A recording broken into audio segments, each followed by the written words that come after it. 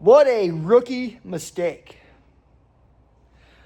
As you can see, I'm back up at the shop today, once again working on the 1978 Firebird Trans Am, the Fire Chicken. And yes, I would like to install the hand crank from last video, but I forgot a piece, a vital piece at the office, because we don't have a chop saw here at the shop, which we will eventually get. So I had to take the piece to the office and cut it there. Yeah, but it does you no good to leave the piece at work. The said piece, which adapts to the gearbox and to the actual rotisserie frame. Right. But I figured instead of wasting the day on dwelling over my idiocy, I will finally start cutting up the car. Now, as you can see, we have a makeshift sparkulator repellent. Yeah, that is a blue tarp. Would I rather have a welding blanket that actually repels sparks and whatnot? Yes.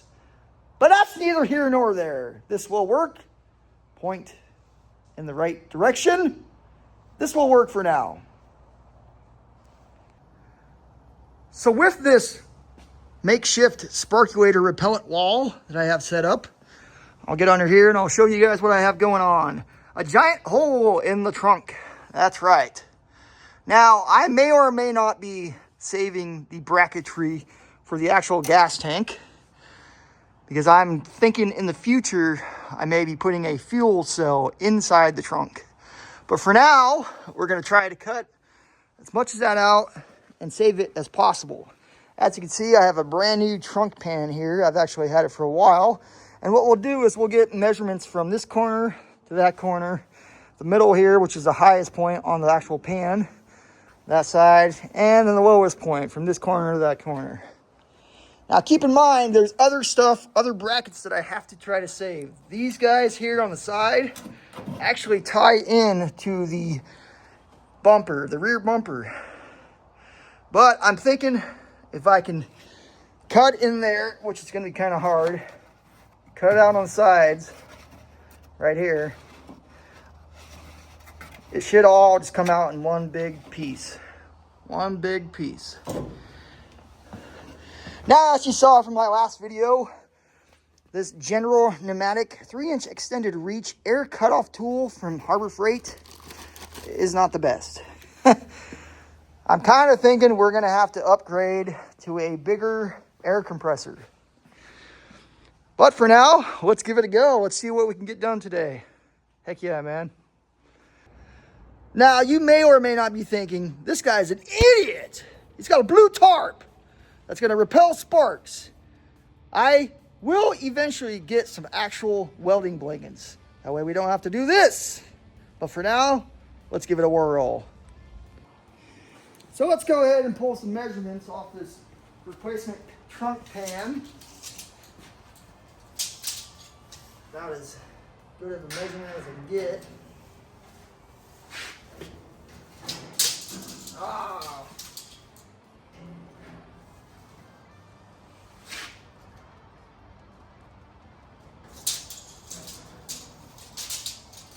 Come on. Tape measure. That is roughly 55. We'll go ahead and put 55 here. Actually, it's about 54 and a half, but we'll actually cut out about 53. We'll start with 53 just to be safe.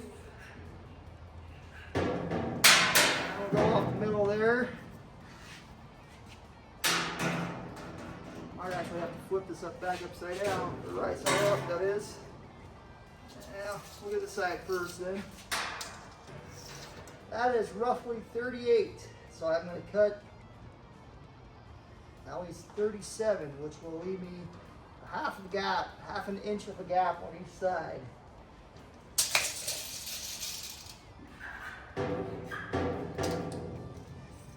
Now we'll just go ahead and stand it straight up. See what we got here in the middle.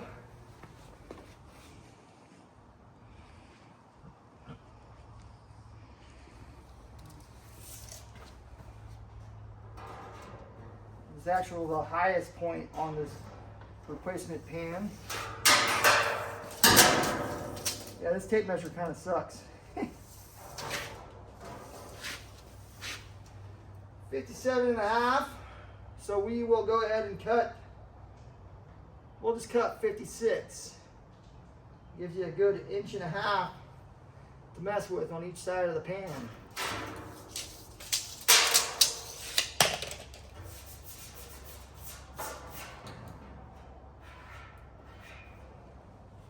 Seven and a half is overall.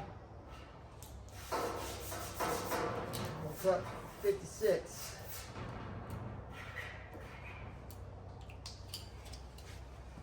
Yeah, I think that'll be good. The best part of waking up is to not finish the lyrics to that song because it's copywritten. Stoke the flames of the fire. To my heart, that is. Now, from further looking at these brackets that actually tie into the rear bumper, I was thinking I was going to cut along where it actually rivets, where it welds into the back panel here. But then again, you go under here, and it actually follows the frame line here, which gets us nowhere near that point, that line. It actually is a little farther back. So I'm kind of thinking, as long as I cut along the frame there, I should be good on replacing the entire pan. And the more I look at it, yeah, there's a lot that I gotta think of when cutting that pan out. You can see where the body panel actually connects to the car itself.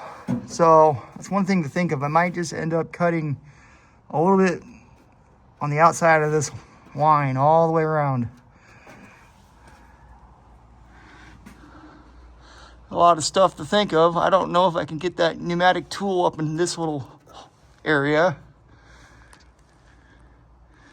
Obviously, I got to take the fuel lines off still, which are rusty. I'm surprised they actually worked, how rusted they are. Yeah, I'm going to cut on the outside of that. At least we're going to go out an inch. At least an inch. Maybe about a 1/2 inch to an inch. I may not be able to get that pneumatic cutting tool in between here. There's a lot to think of, but we're gonna get something done today. I'm gonna have to pull this bolt out, maybe grab the cherry picker and put it over here and hold this whole corner of the car up and flip that bolt around because it's sticking way too far out this way. Might just get rid of that bushing. As you can see, we got a little innovative with the shackles to this car and attached them to the actual rotisserie frame. But yeah, that's right in the way where I want to cut. So we'll move that for now, and we'll drop the fuel lines, the old fuel lines that is, and then see what all we can start cutting. Right on.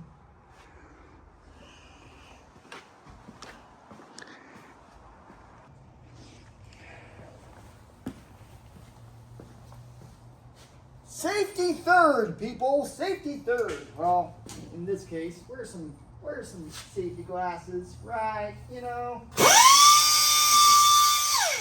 And don't get hit in the face with sparkulators. Go ahead and cut this off.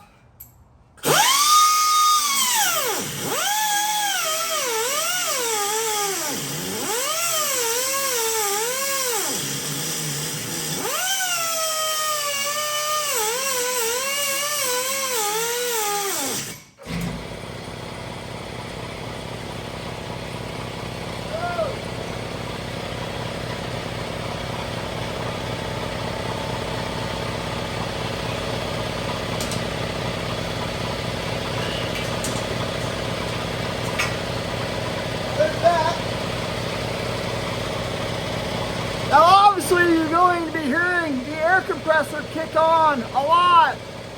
So it's going to be hard for you to understand what I'm saying, unless I have to yell like I'm doing right now.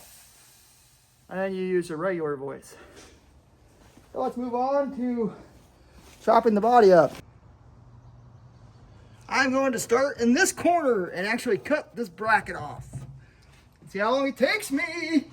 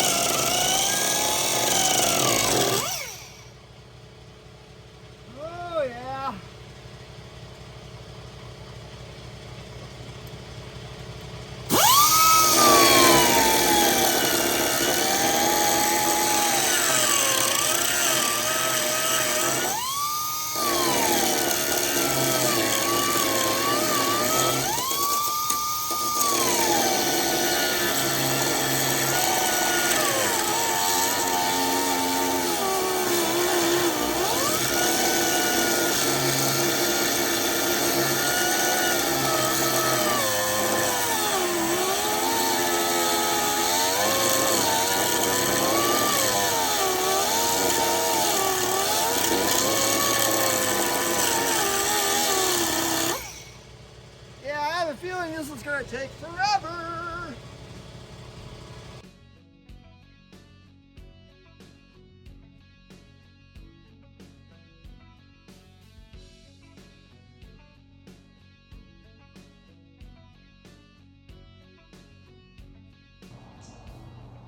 Well, I have once again resorted to violence. I have had enough with that cutoff tool. We do not have a strong enough air compressor to run it. So I will once again be using the Sawzall, at least for this part. I will have to cut it right here. And then eventually I will get some cutoff wheels for my grinder and start cutting along this. I'm going to use the Sawzall for now, which is not ideal, but man, this sucks. I mean, I didn't expect much. Like I said in my last video, this tool may actually be pretty good. We just don't have the air capacity to really run it. I'm going to be here for hours trying to cut that body panel, or that trunk panel out, that is. So, carry on. Let's see what we can do here. Man, this kind of sucks. We'll have to get from that side.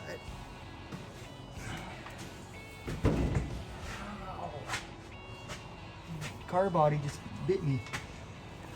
Yeah, it's not gonna work either. The problem is I don't really want to mess the car up itself. What I am going to eventually weld back in right? That's kind of what we're going for here.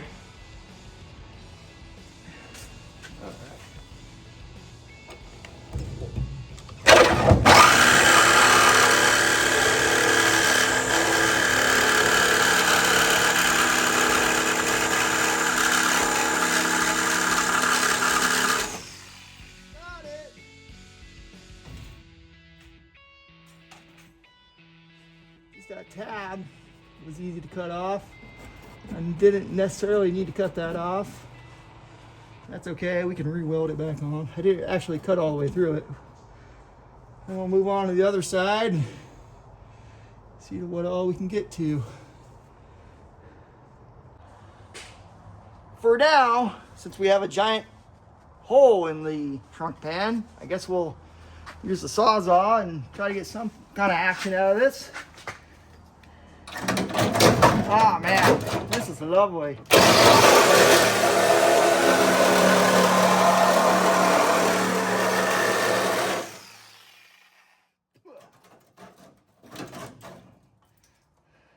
I might have to get a tetanus shot after this.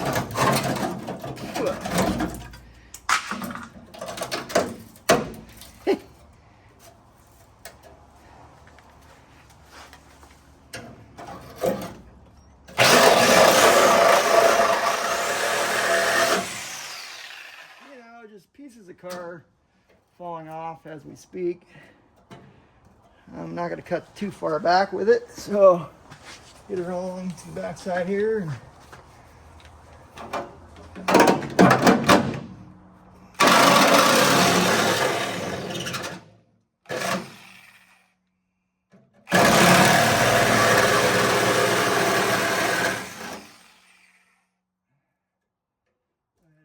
Bend that down, you know.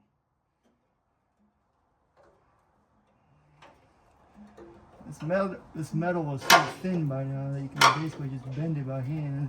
There you go.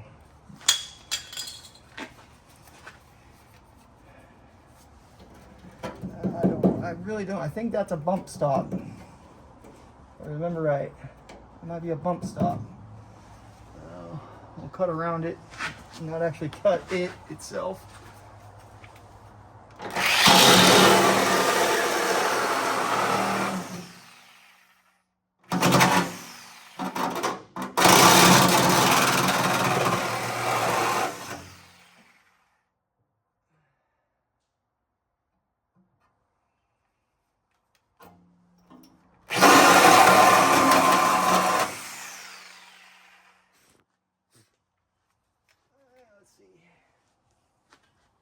Let's see what else I can get.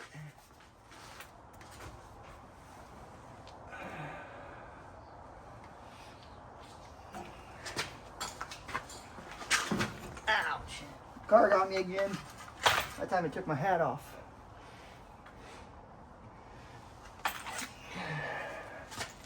We'll go right here.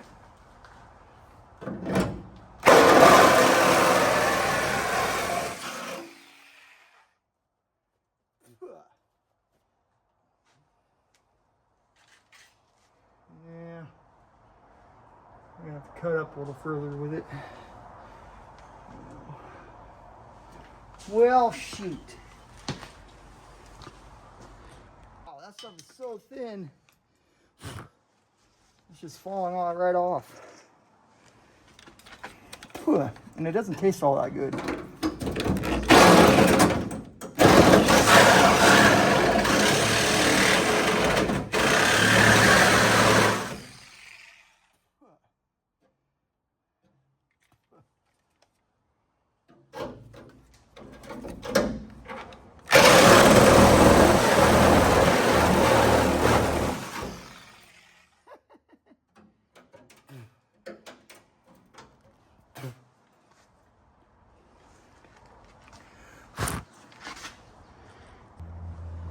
You know, this is where if I actually had the rotisserie frame up and running, I'd be able to turn the car vertical again and get at it a little better instead of getting a mouthful of rust and dirt and all kinds of good stuff from 1978, or you know, throughout the years, that is.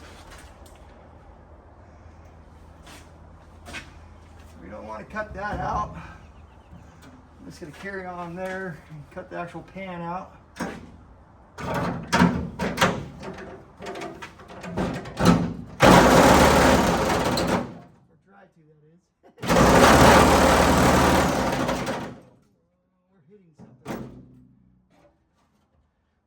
It's just really thin, bouncing all over the place.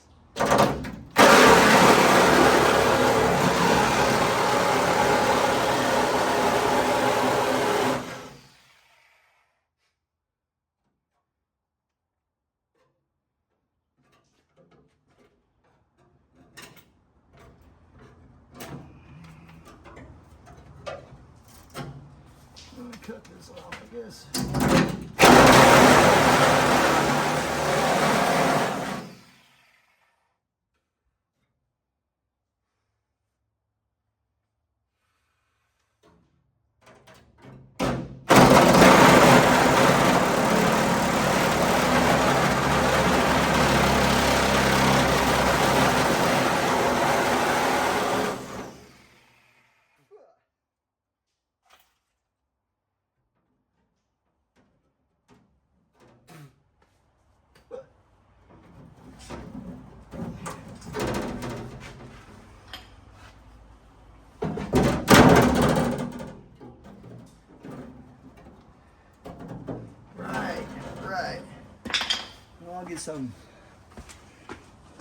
I'll get some pliers on that and try to bend it out.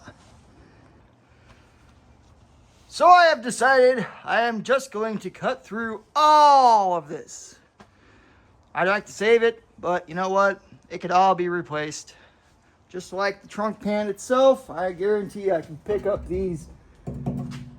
That's for the gas tank, that is.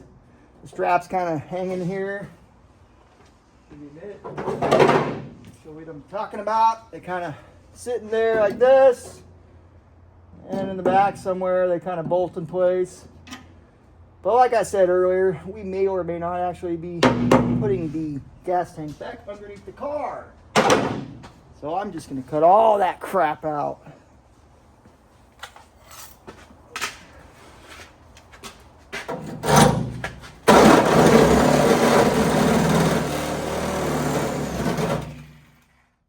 It appears that my Sawzall blade has seen better days. And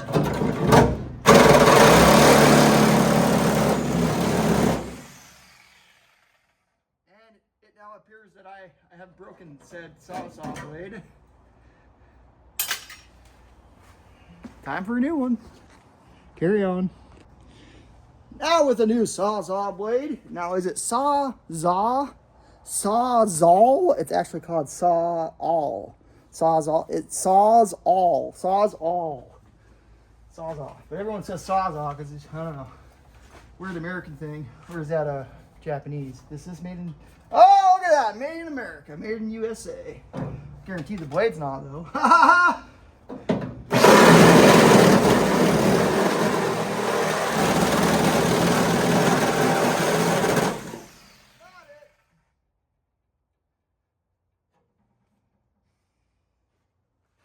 Where else can you cut? Ouch! And I'll get hit by the car again.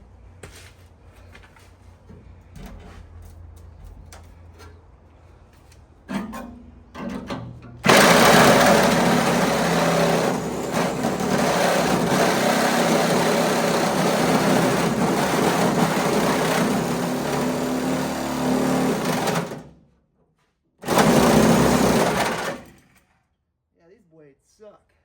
Almost about broke it again. Huh.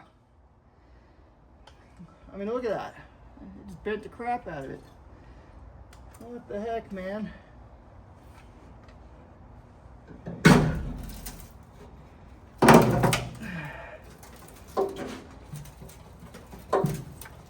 Yeah.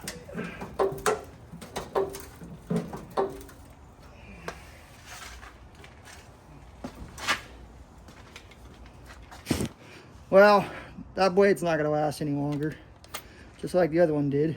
So let's eject it out. As you can see from all the rust and dirt on my forehead, plus all the body sweat, I'm not really getting anywhere.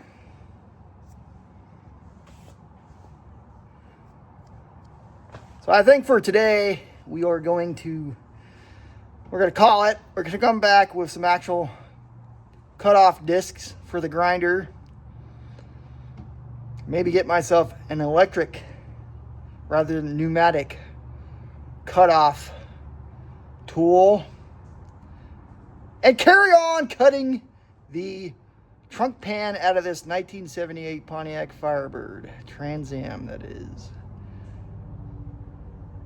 I'm disappointed. Where'd it go? Disappointed in those blades, for one. The pneumatic tool I already put back in my truck because it's not the tool's fault. It's not the tool's fault. It's not the operator's fault. It's the operator's air compressor's fault. And it's not the air compressor's fault. It's just a small air compressor. You know, it's not meant for this kind of stuff. So we will intervene what we have going on here and pick it up in the next video. Stay tuned for more cutting and splicing and hopefully getting to welding of the 1978 Pontiac Firebird Trans Am, the Fire Chicken, Erik's Firebird, that is. For now, have a good day. Where's he at?